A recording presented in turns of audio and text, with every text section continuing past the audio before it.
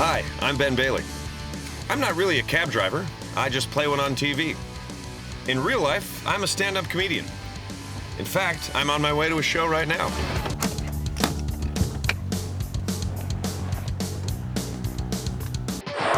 Please welcome the Emmy Award-winning host of Cash Cab, Ben Bailey.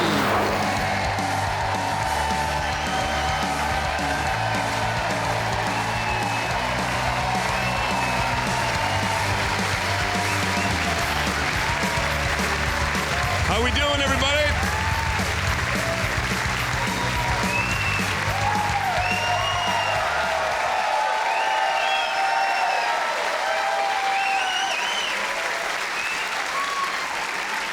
Thank you.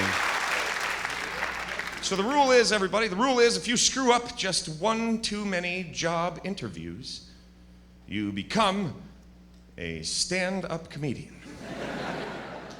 That's how it happened to me anyway. I could never make it through a job interview. You know, it's such a high-pressure situation. You really need that job. You get all dressed up. You get in there a couple of minutes early. You're trying really hard not to make any stupid mistakes. First opportunity to make a stupid mistake, you make a stupid mistake.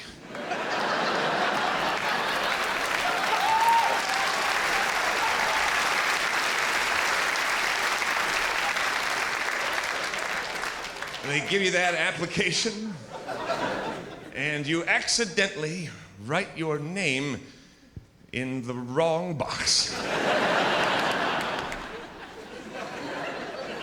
You already didn't get the job. All right, because what are you gonna do? Scribble it out? Hand in your application with a huge scribble mark in the very first blank at the top of the page. Here you go. Say, did I get the job? No. No, you didn't. Can't ask for another application either, can you? Could I have another application, please? Why? Because I put my name in the wrong box. They're gonna be like, you don't need another application, sir, because we're not hiring any idiots today. You put your name in the wrong box of a job application, you have no other option but to leave your name in the wrong box. Then you're in the interview, the guy's like, so your name is Ben Bailey? Yes, yes it is. And you currently reside at 365 Ben Bailey Boulevard?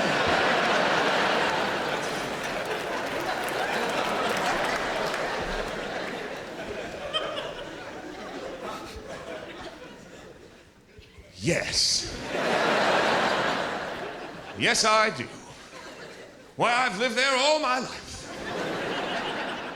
But don't try to send me mail at that address. I put my mailing address in the comments box.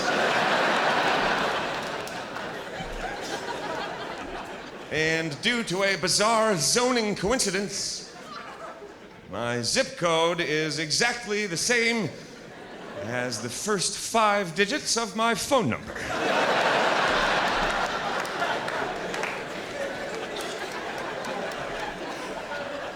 But don't try to call me at that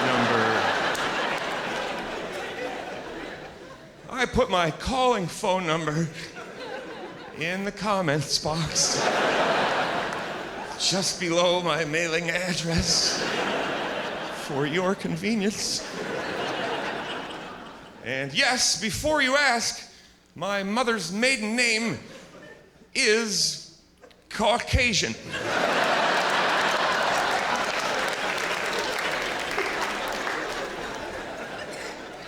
But despite all of those seemingly bizarre things, I still feel that I am quite clearly the right man for this job.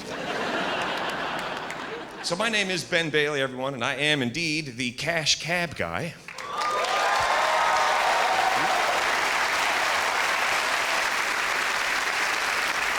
Thank you very much. I am the cash cab guy. I'll tell you how I know that. Everyone that I saw today told me. Everyone. Over and over and over again. All afternoon long. They run right up and shout it in my face as though they are certain that I am wandering around wondering who the heck I am. Right? They're like, there he is!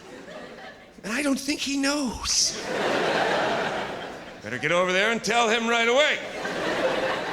Get up nice and close, make it loud and clear. I'm sure he hears you. Don't waste the man's time. And they do, they run right up and go, you're the cash cab guy! And I am like, I know! How would I not know that about me? Why are we shouting? We are 3 inches away from each other. I can taste your gum.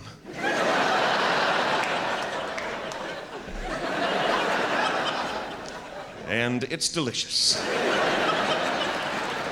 Would you break off a small piece for me?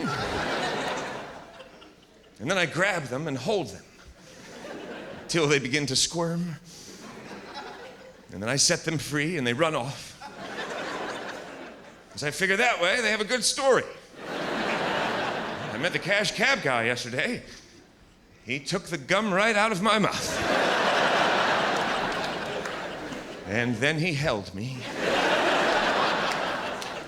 It was awkward, to say the very least. But I will never forget it. I guess that's what happens when you have a TV show. People that you don't know come up to you all day long and say the exact same thing over and over and over. I'm not complaining. It's just an interesting thing to deal with. People say the same stuff a lot. I get this one a lot. Oh my God! You're a lot bigger than you look on TV. And I'm always like, well, yeah. I mean, how big is your television, lady? Right? Unless you have a 9-foot TV at your house, I'm probably going to be a little bit larger here in reality. Isn't everything a little bit larger here in reality? Like, these buildings must be freaking you out right now. Look at them, they're huge. You know, at your house, they're only like this big, right? Here in reality, you can go inside them. It's truly remarkable. People say that one a lot. You're a lot bigger than you look on TV. They say it so often that I am considering hiring a dwarf whom I will dress up to look exactly like myself and make him walk a little bit ahead of me at all times. And people will run up to him and go, you're the cash cab guy! And he'll be like, I know! And then they will be like, you are exactly the same size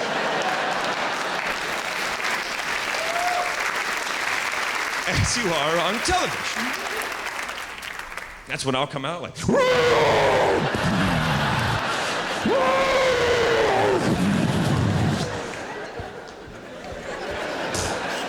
I'll throw the dwarf.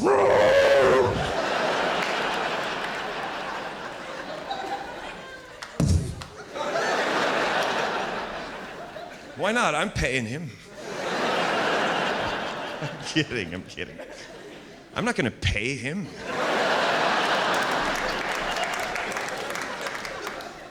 So people do say the same stuff a lot. They ask me the same questions a lot. They go, hey, did you have to get a real taxi license to host that show? And I say yes, because I did. And then they always make the same joke. They think it's brilliant. They go, well, at least you got something to fall back on.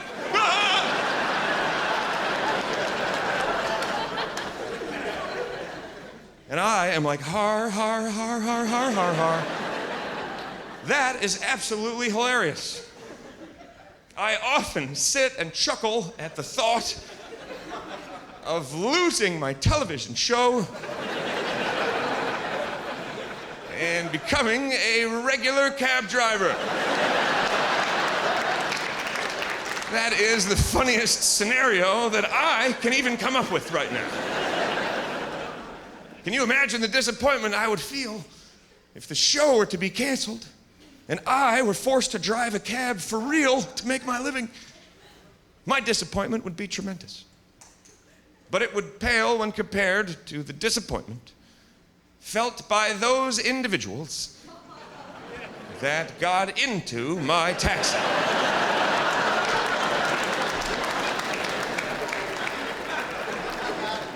Because I would not tell them that the show had been canceled.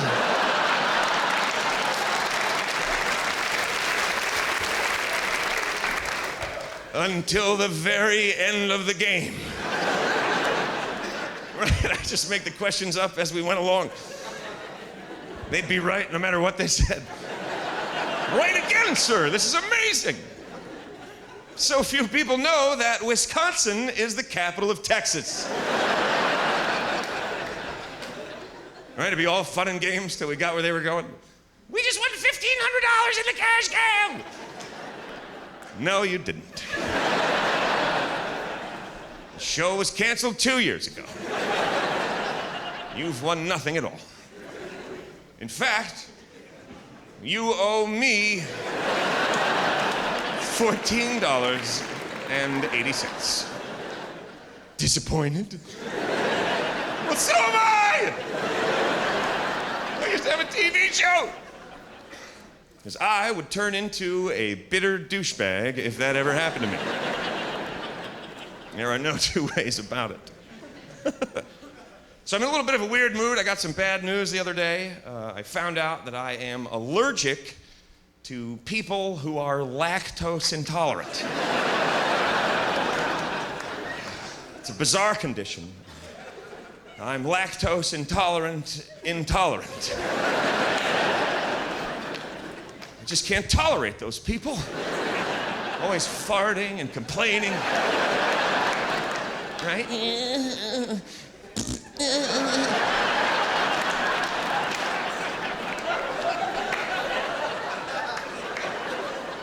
I can't have milk.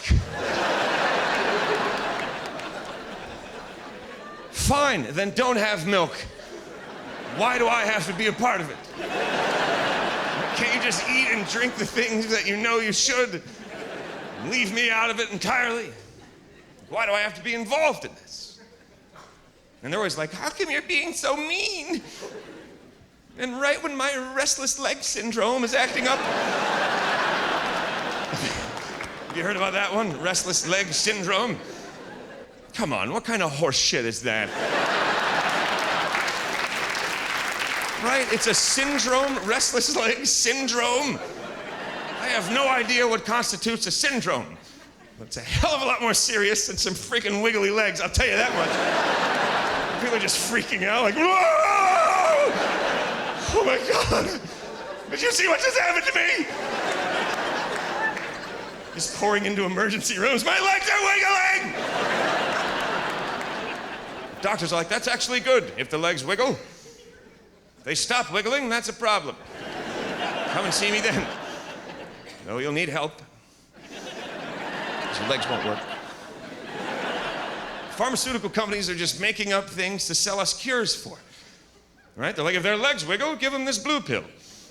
Well, what if they ask questions? Well, I don't know, show them a cartoon of a butterfly or something.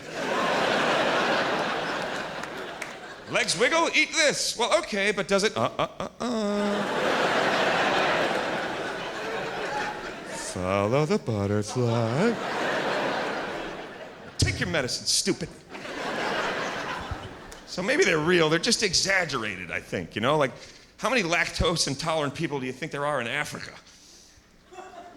None, not a single one. They will tolerate all the lactose that we can possibly get to them.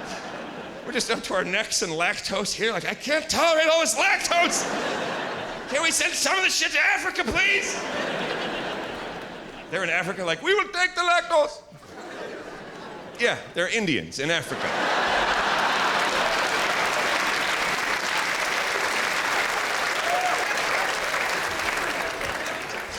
There's a huge population of Indians in Africa right now who have gone there in search of lactose. And just rolled in, show us the milk.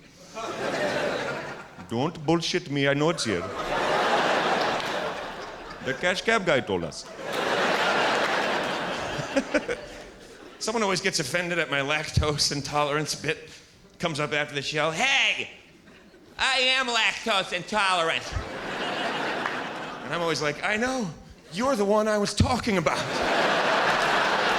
You're doing it again right now! You know who else has been pissing me off lately? Google. You guys know Google? A couple of people have heard of it. The rest of you guys are like, Google? What's Google? Google it and find out. Right? It's the only way to learn anything anymore is to Google it. And that was fine at first because things were simple. It was like Google was my friend, right? I'd be like, hey, Google, what do you know about this? And Google would be like, well, Ben, here's what I've got for you. Things were simple then. Google was my friend. But somewhere along the line, things changed, and Google turned into that annoying friend who will never let you finish a story because it keeps interrupting you, trying to guess the ending before you can get to it. All right, now I sit down, I type the letter P, and Google is like, Pacific Ocean? Is it Pacific Ocean? Is it? Is it pacifier? Is it pack rat? Is it peanuts? Is it piss bag? What is it? I need to know what it is right now. Tell me what it is right now. I can't wait anymore.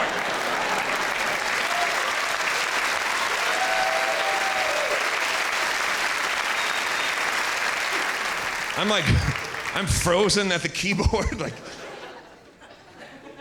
can't we just slow this down a little bit, Google? What are you in a hurry? You're not even a real thing. What, do you have to be somewhere, Google? You're everywhere. So just give me a second and let me type this in right. It's not Pacific Ocean. Okay, now it is Pacific Ocean. Because I can't remember what it was when I started. So thanks a lot, Google. Now I have to learn about giant sea kelp for 2 hours. Because you can't keep your big Google mouth shut. And who the hell typed piss bag into my Google anyway? Right, like, who is researching piss bag at my house on my machine without my knowledge or consent? And what information are they after? Right, if you can spell piss bag, you know everything about piss bag. It's a piss bag, a bag for piss, a piss bag, that's it. There is no more. Even almighty Google can't give you extra information about piss bag. Would you like information on where to purchase piss bag? No, Google, I wouldn't. I would like you to go back to just being my friend. Google and I used to be friends. Now Google thinks it's better than me. It thinks it knows what I want better than I do. Right? I sit down, I type something in. Google is like, okay, but did you mean this?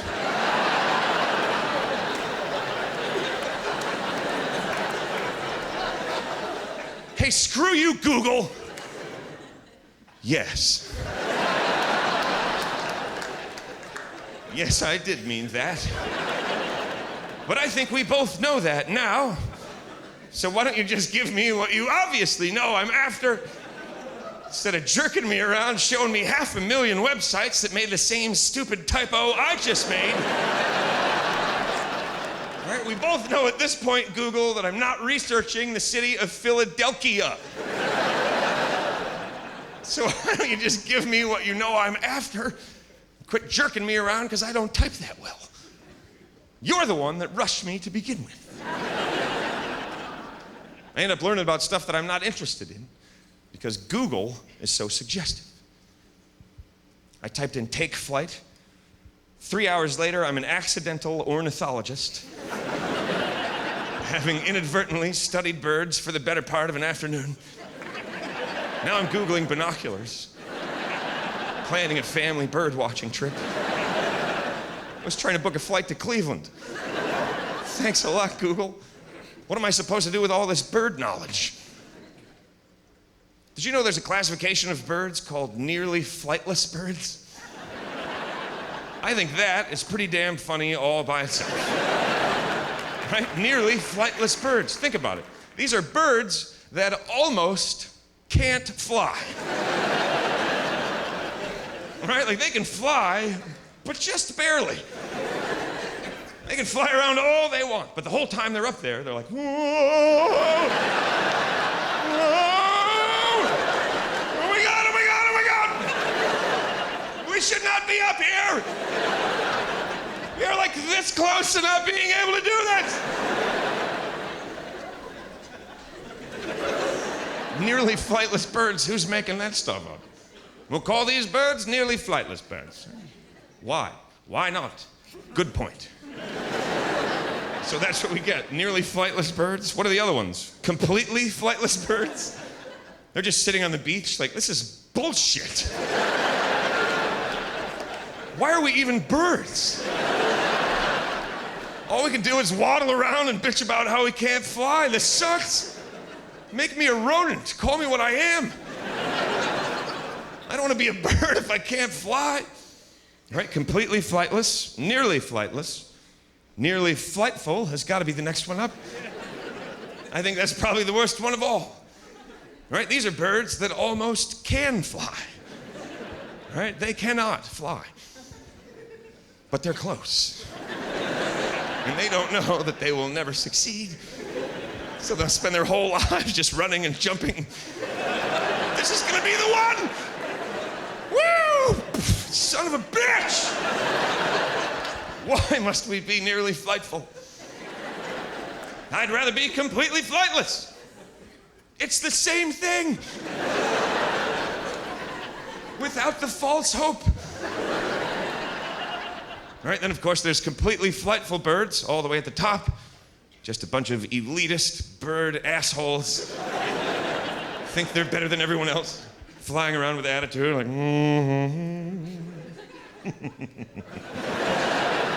looking down at all the other birds like, almost nearly flightful. Almost, buddy.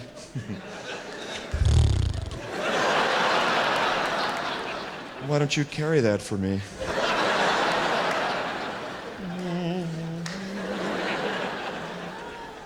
I always wonder if other animals are jealous of birds. Not because birds can fly, but because we build houses for them. You know what I mean? Like a squirrel must look at a birdhouse and just be thinking, you have got to be kidding me. Really, humans? Really? They can already fly. They have a huge advantage over everyone else in the animal kingdom. And yet you are going to provide them with free housing. Thanks a lot. I'm a squirrel. I have all these nuts. Nowhere to keep them. You're gonna build a 20-room hotel on a stick for the goddamn birds. Where do you think my nuts are gonna be in the morning? Now there's a question every man should ask himself. Before he leaves the house at night, give yourself a long, hard look in the mirror. What do you think my nuts are going to be in the morning? Well, if all goes well, they'll be right where they are now. And a little bit lighter.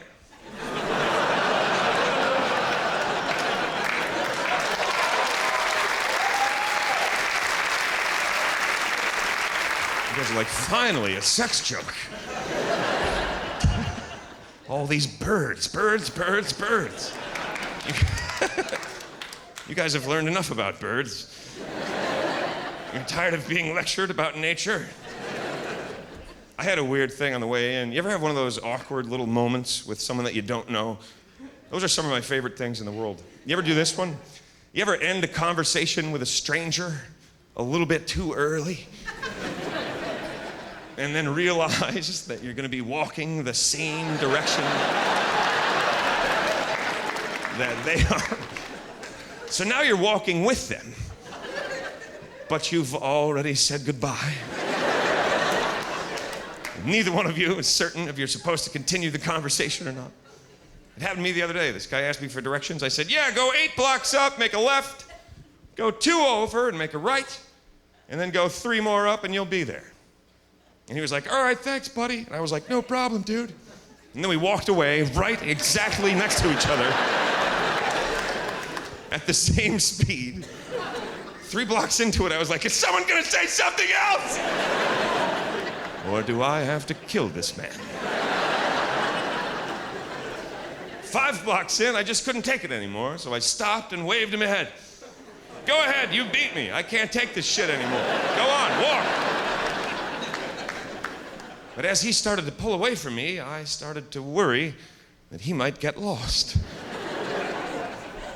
So I yelled up to him. I said, "Hey, if you get confused, I'll be right here behind you."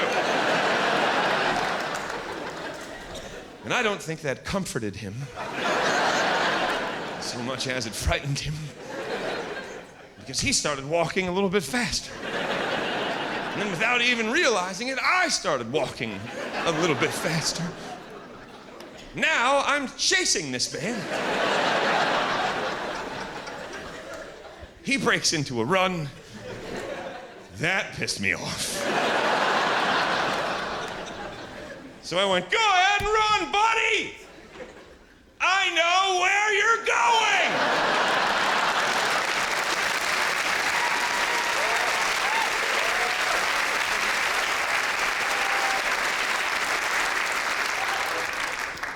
I purchased a house recently. Not a birdhouse, a human house, where I now live. I lived in Manhattan for like 10 years in tiny little apartments because I was broke. And then I moved out and bought a house out in the middle of nowhere. Got all these extra rooms now that I'm not used to. Fancy rooms, like a laundry room. Pretty highfalutin, eh? A separate room just for the laundering of items. Right next to that, the guest bathroom. I can't even go in there. It's for guests. So after a while, I said, "Hell with this. I want to see what's going on in there." So I cut a big hole in the wall of the laundry room.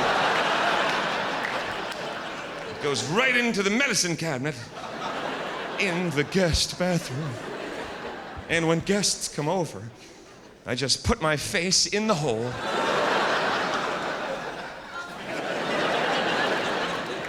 And I wait for them. Now, sometimes it's over quickly. Other times it seems to take hours. But it's always worth it in the end. Sooner or later, that little door creaks open, and I go, "Mind your own goddamn business!"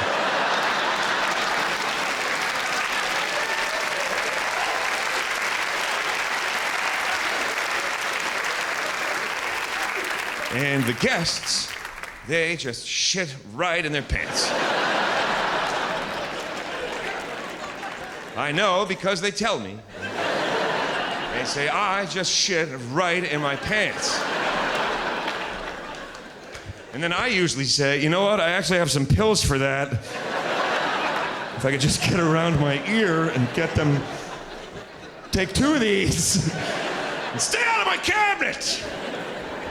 You will shit yourself less." Then I slam the door. Yeah, I put a little handle on the inside. Just for that part. All right, that last part wasn't true.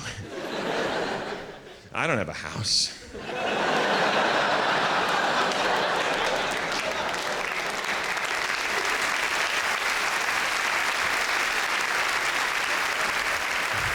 I don't have a house. I live in a yellow minivan.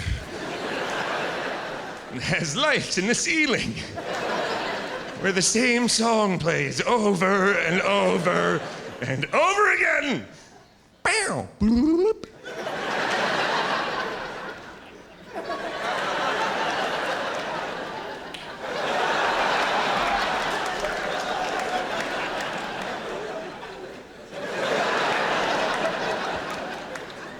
I'm gonna drive that thing right into the river one day. Wait till I have some good contestants. Why are we going so fast, man? It's a new part of the show. It's called the Hudson River Challenge.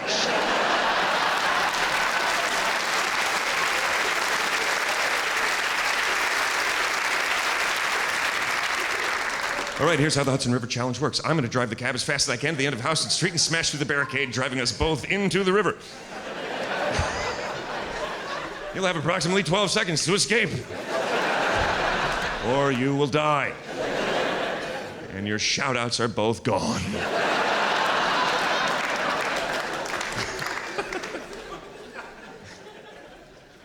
That would make the newspapers. Crash cab. How do they come up with those brilliant bylaws? I would do that. I'm not gonna do that.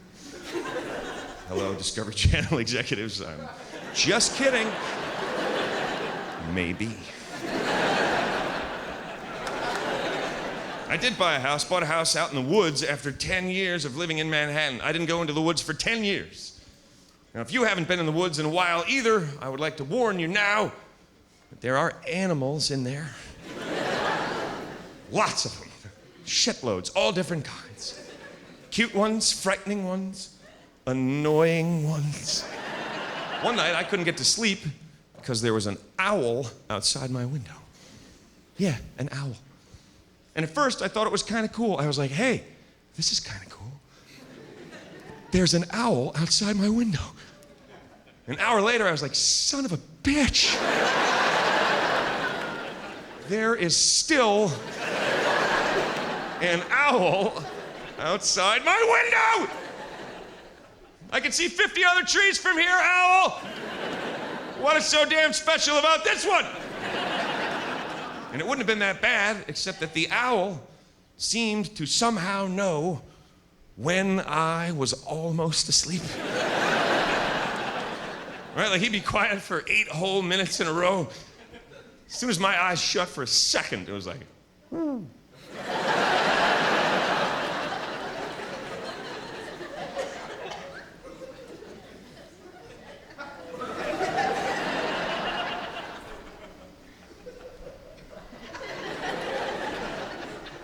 Somebody say who?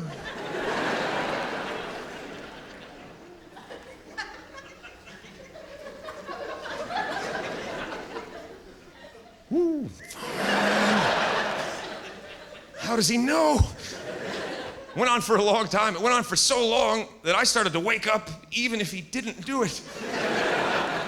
Right? Because I'd be like, why the hell didn't he do it? Owl! Are we still playing?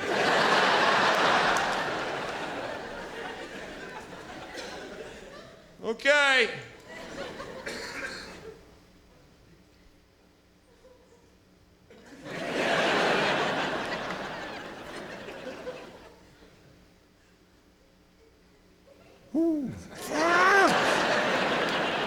Finally, I got so irritated that I got up out of bed and closed the window.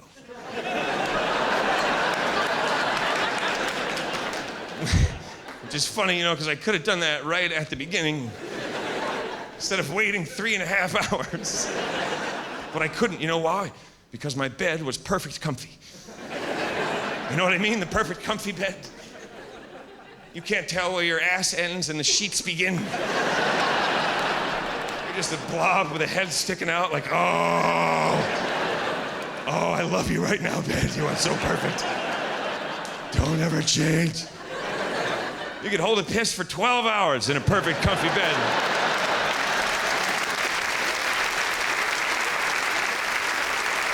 Right? Your bladder is screaming like, have I made it clear how urgent the situation is? You're like, you do what you need to do, bladder.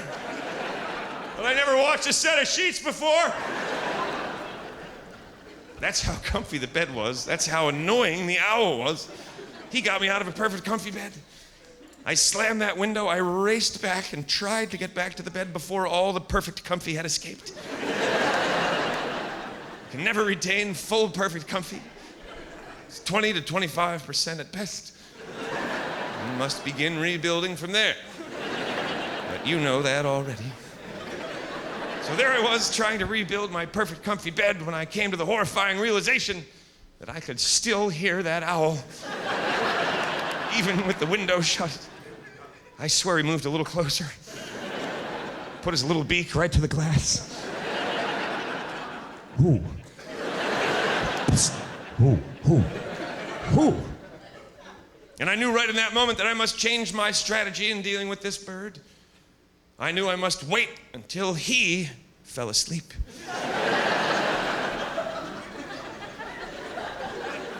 So that I could mess with him in the same way that he had been messing with me. So I waited for a really long time. Turns out owls are nocturnal, which is something you would think I, of all people, would probably have known. Alex Trebek knew that, didn't he? But not me. Luckily for me, the same thing is true for stand-up comedians. We too live at night. So I waited that little bird bastard out. Sure enough, as soon as the sun started to come up over the mountain, his giant owl eyes began to shut. And I waited for just the right moment. And then I went, me! Me, you nosy freaking owl, that's who! Me!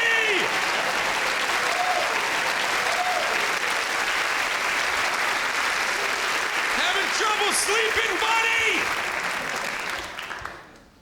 And I think it pissed him off. I do, I think it got into his head, which is really his whole body.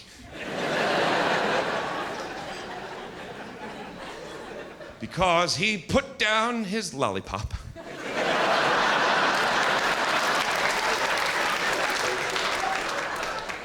After just 2 licks,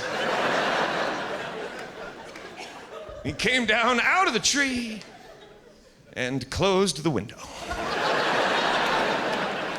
And then we both went to sleep. Now, I thought about killing that owl. I'm not gonna lie to you, I pondered bird murder in the wee hours of the morning. I wondered if I would have to pay a fine were that owl to turn up dead on his back on my patio with a steak knife in his chest. Right, a chalk outline around his body, a lollipop in an evidence baggie, seemingly untouched. The police questioning me, "Is this your steak knife, Mr. Bailey?" I've never seen it before in my life. Perhaps the bird was unhappy. I would have killed that owl, don't think I wouldn't have. I've killed birds before. It wouldn't be the first time. I've killed 2 birds in my life, and I did it with 1 stone. Now, I know it sounds impressive, but please wait for the facts. There were 2 very small birds, both trapped in one very small cage. I was standing over them with a huge stone, conducting an investigation into the realism of expression. My friend holding the video camera. People have been bragging about this bullshit for hundreds of years. Today, we find out just how difficult it actually is.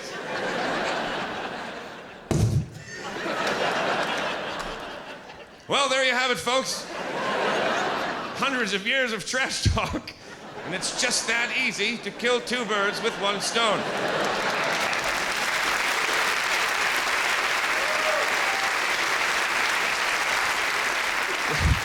We'll be back right after this with Have Your Cake and Eat It Too. Every now and again, and beaten half to death.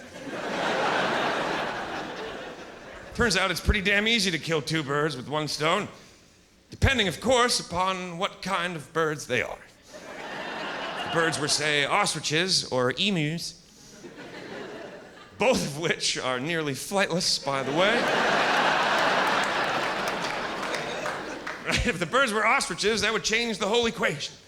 Right? Then the question would lie in how many times you're allowed to use the same stone over again.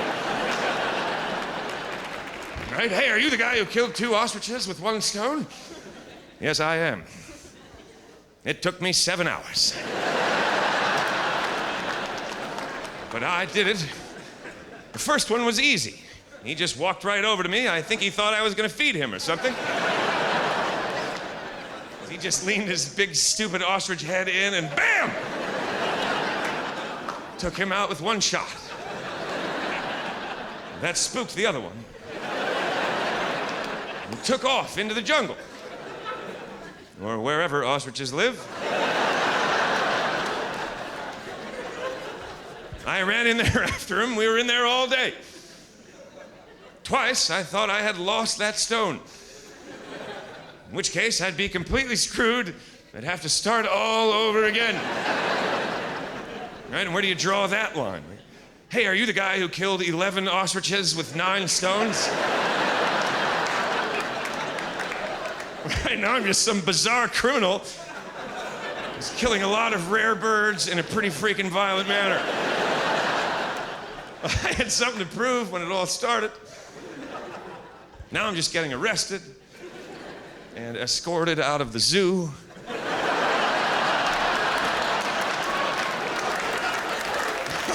What, you thought I went to Africa? Perfectly good ostriches in the Bronx. Or there used to be. Expressions don't make any sense. How about this one? How'd you sleep? Like a baby. What'd you shit in your shorts?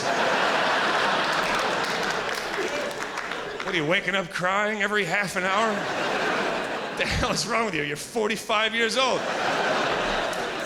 Stop sleeping in that crib. Just ruining your social life. How about this one? How often you been getting over there? Oh, every now and again. What? How often is that? How often is that? Every now and again. Think about it. Every now and again. Every now. All the nows. Every single one. Now. And again, that's freaking impossible. You cannot go somewhere that often. If you go somewhere every now and again, you are trapped there for eternity. And again. Doesn't make any sense. How about this one? You ever trying to get 2 good things going on in your life at the same time? One of them keeps faltering. There's always someone there to whisper these words of wisdom. Well, you know what they say. You can't have your cake and eat it too. Hey, fuck you.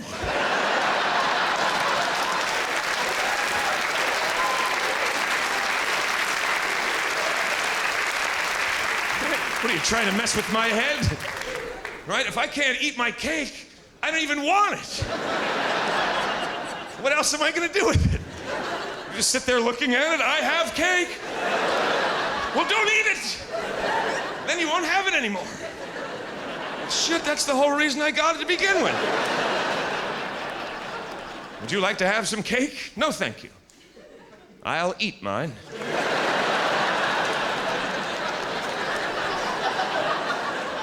You have yours.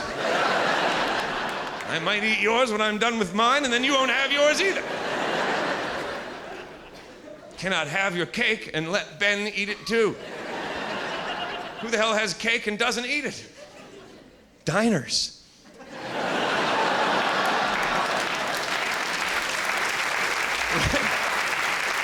You can't eat the cake at a diner. I've tried. Could I have a piece of that enormous chocolate cake, please? No. We don't eat our cakes here. We rotate them. Fair enough. One of my favorite ones I heard was here in New York. I had seen a big fight on the street. One guy was all beat up, laying on the ground. The other guy was gone.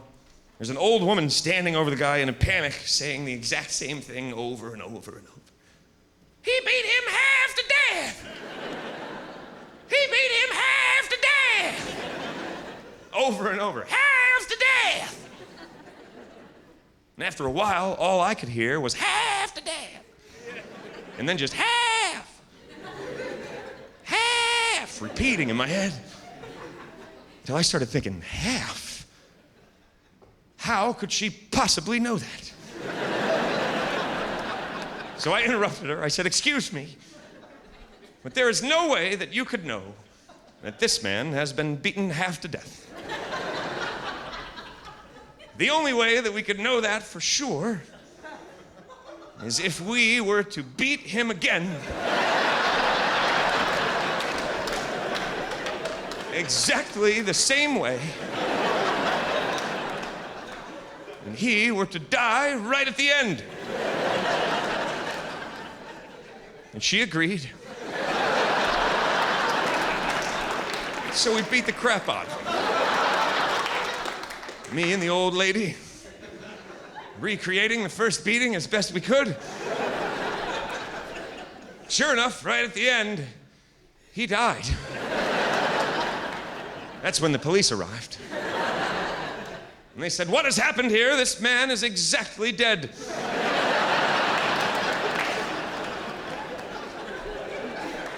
And we said, he's been beaten half to death. Twice.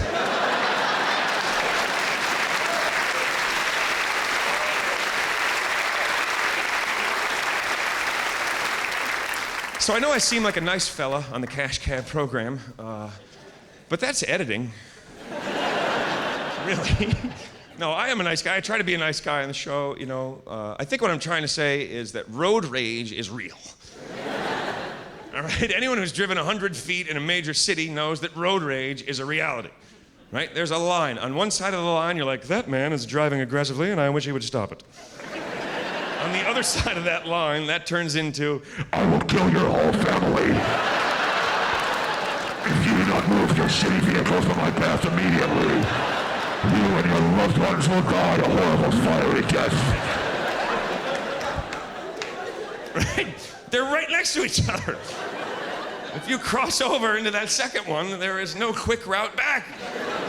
You need to pull over for a minute and cool off. You become a danger to yourself and those around you. Road rage is real, and I am no different. Well, I'm a little different in that I am hosting a game show when it's happening to me.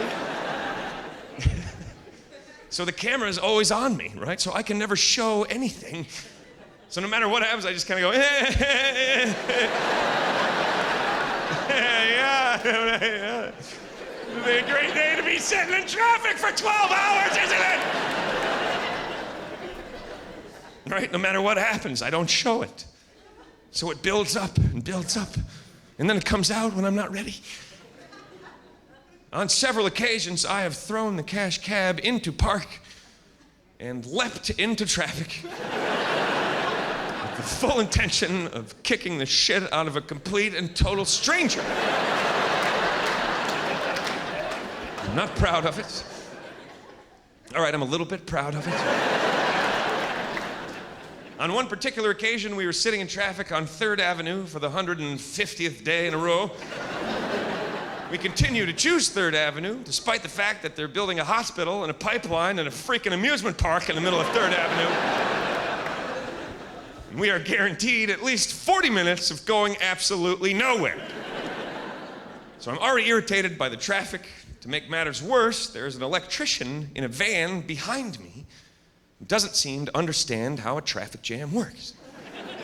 Right? He seems to be under the impression that somewhere all the way at the front of the traffic jam, there is a man in a very wide car who has just nodded off at the wheel. And that if he, the electrician, can only honk long and loud enough, he will wake the man in the wide car, and we'll all be on our merry way immediately.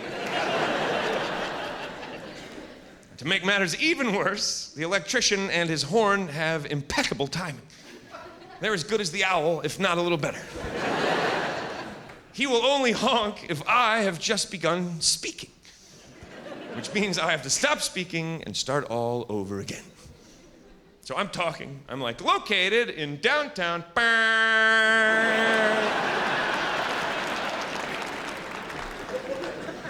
What is this guy's problem?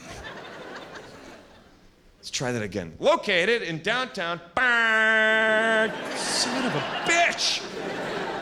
I try to sneak one in real quick before he could honk. I'm like, located in downtown. How does he know? And then that little fuse in my head short-circuited. Now everything's different.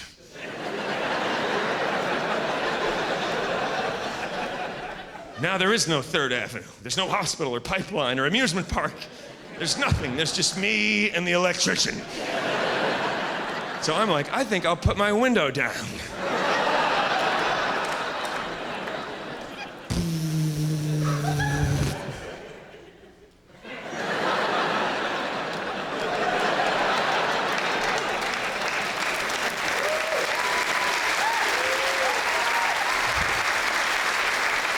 I know, another bird.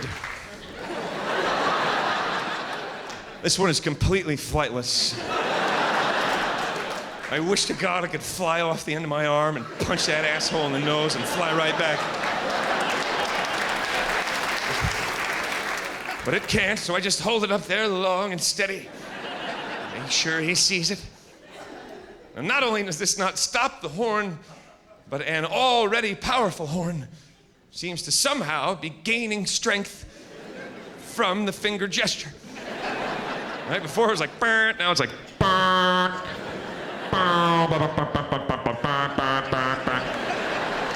Now I'm like moving back and forth, singing a crazy little song in my head, like, I am going to kill you. La, la, la, la, la, la.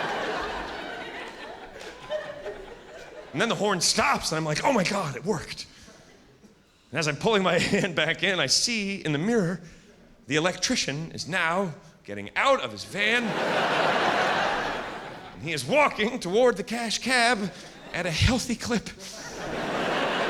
And I don't think he's coming to say, hey, I really love your show. Right? Because he's walking like this.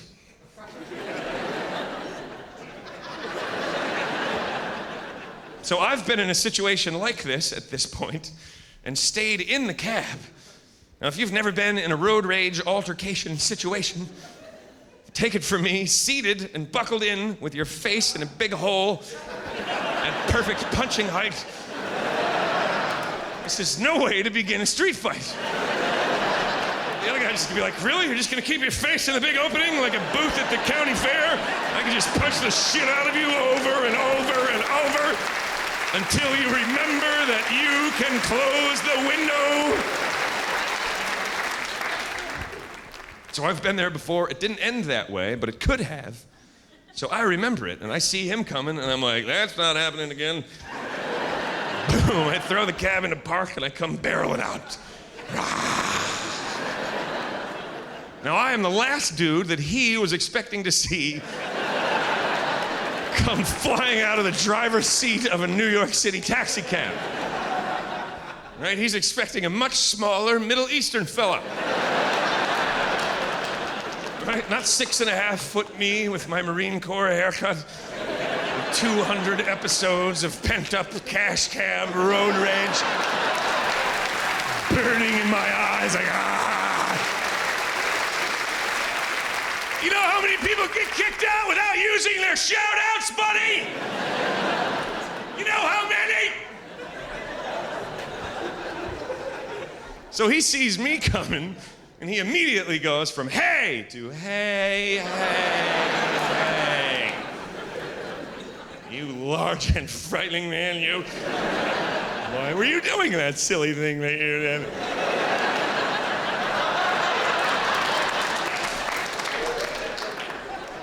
And I'm screaming before my feet even hit the street. I'm like, it's a goddamn traffic jam. Nobody's going anywhere. It doesn't matter what you do. So why are you honking? Shut the fuck up.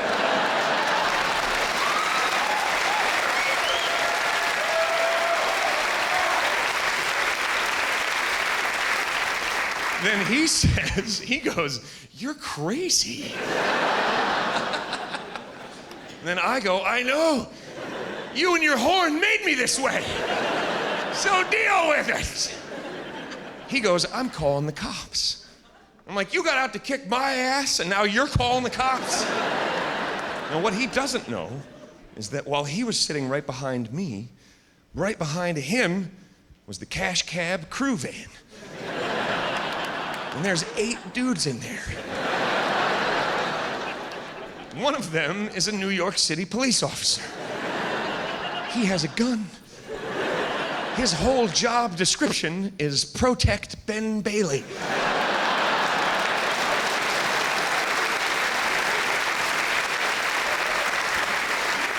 Right? So while I'm arguing with this guy in the middle of 3rd Avenue, they are lining up right behind him like a team photo in a high school yearbook. There's like 2 rows of dudes with their arms folded.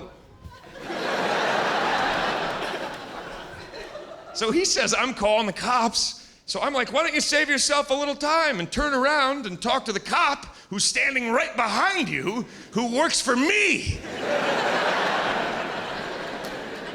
And that just like sends him reeling. Now he's like regressing to some driver instructional course. And he just starts going, never get out of the van, never get out of the van, never get out of the van, never get out of the van.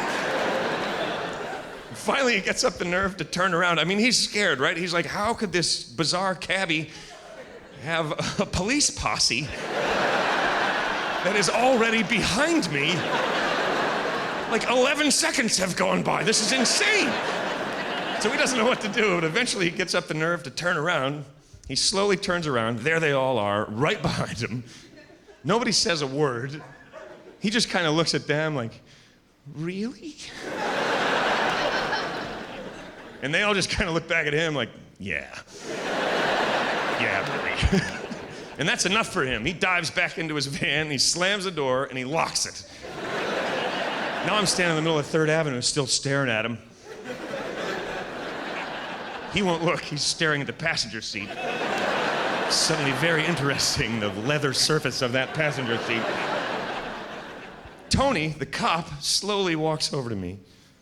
He gets right up next to me, he leans in real close, and he goes, what the hell is wrong with you? Right? He gets even closer and he says, you're a game show host.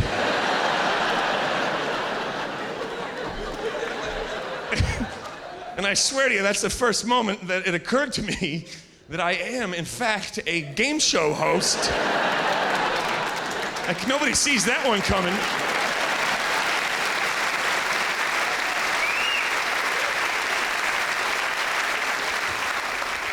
It's also the moment that I remember that there is a couple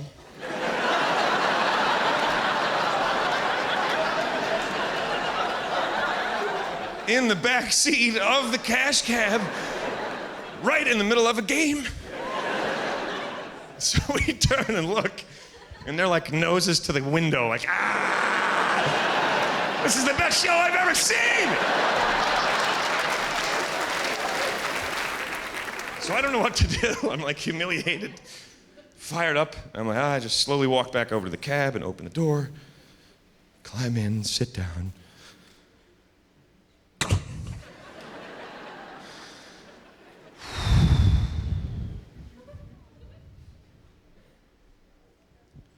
All right, you guys have $600. You have 23 blocks to go. You have 2 strikes. You've used your mobile shout-out.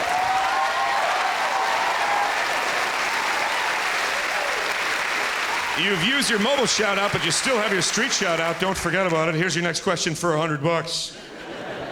But first, you guys have $600, and we are stuck in a red light, and that triggers a red light challenge! Thank you so much, everybody. Thanks for coming out. Thanks for watching Cash Cab.